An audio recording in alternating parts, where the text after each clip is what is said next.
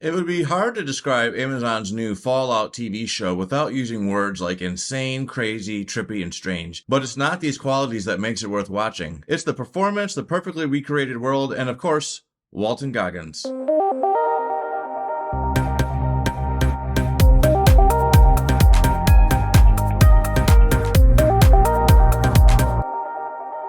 Alright, so we have another TV show here that is based on a video game, and I'm happy to say that this show is working in almost every way. The show is based on a highly popular video game series that had players exploring a world left in ruins by nuclear fallout. It stars Purnell, Aaron Moten, Walton Goggins, and Moisés Arias? I hope I said these names right, but I make no promises. So immediately when I was watching the show, my mind was wandering back to a show I watched last year on Apple TV Plus called Silo. It has a very similar concept of people being stuck in a bunker after the end of the world. And so this show wastes no time in introducing you to the world that you are in. You are introduced to a character that has been living in a bunker her whole life, and you get to see a bit of her life and what it is like living inside these bunkers. These people seem very disillusioned. They're going about their day, seemingly unaffected by the fact that they are living inside a bunker. They have normal things like school, they have farming, and they have neighboring bunkers which they communicate with. And so that is where this show starts. It starts inside of one of these bunkers. Fallout's strength really lies in its characters, its world building, and just its overall strangeness. This is a very strange show, and this show wastes no time in letting you know that this is based on a video game. They don't really tiptoe around the fact there's a lot of weird stuff going on. There's weird random creatures. There's literally health packs in this TV show. I thought that was brilliant. I loved seeing it. I always wondered what it would be like to see somebody just take a shot and all of a sudden they're healed like you are in a video game, and this show actually shows you what that's like. So kudos to that, because that was mega cheesy, mega unrealistic, but super necessary. At times the show was reminding me of Lost in the way it was delivering its story, because you had scenes that were taking place in the present day wasteland and inside the bunkers, but then you also had flashbacks that showed you what the world was like before the whole nuclear fallout happened. Most of these flashback scenes are shown through the eyes of Walton Goggins' character, and you get to see what his life was like.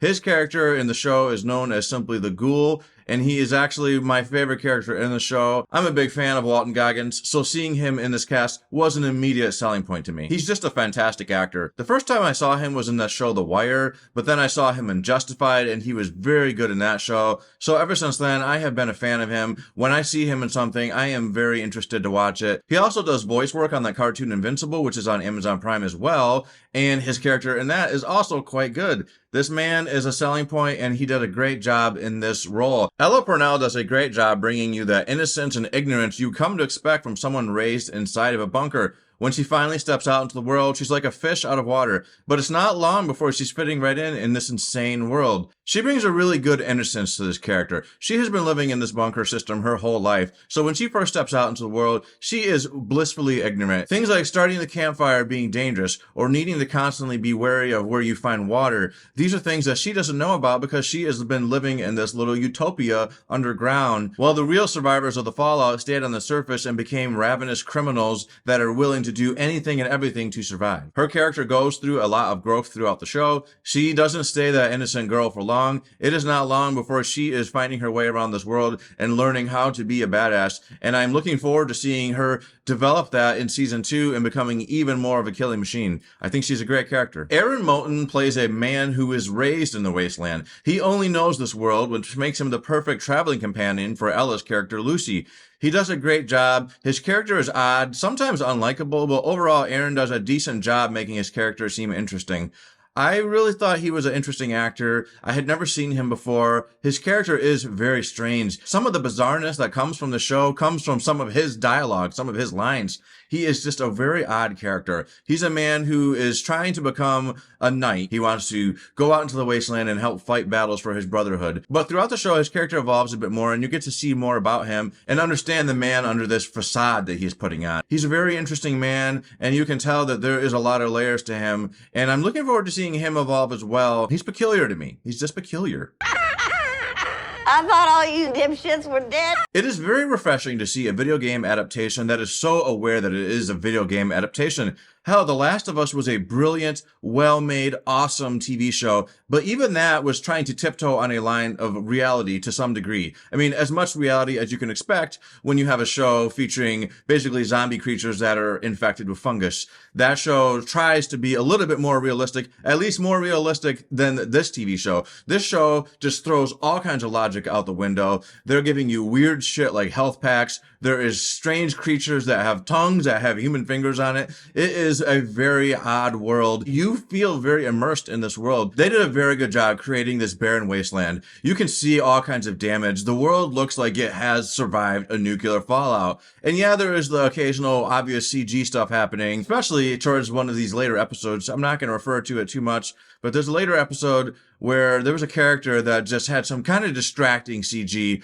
But overall, I thought most of the visuals in this show were very well done. I thought the show was very well made. I found myself very drawn to watching the next episode. I'm a huge fan of Walton Goggins, like I mentioned, so immediately I wanted to see more of him. His story, his character was so odd. You know, he looked a lot like the Red Skull. At times I was wondering, is this almost like ripping off the Red Skull? I don't think so, because I'm pretty sure this character has been around for a few years at least too.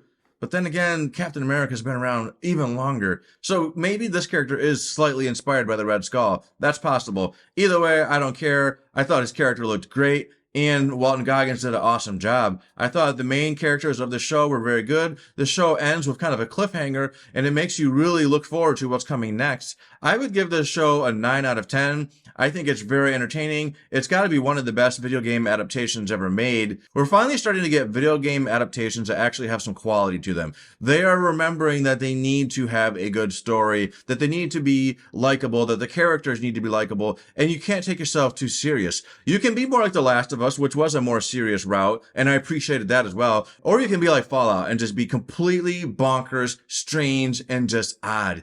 Either way worked very well, and I think that this show is a success because of its odd approach. Those are my thoughts. What did you think? Did you finish this show yet? Are you planning on watching the show? Did this video make you want to watch this show?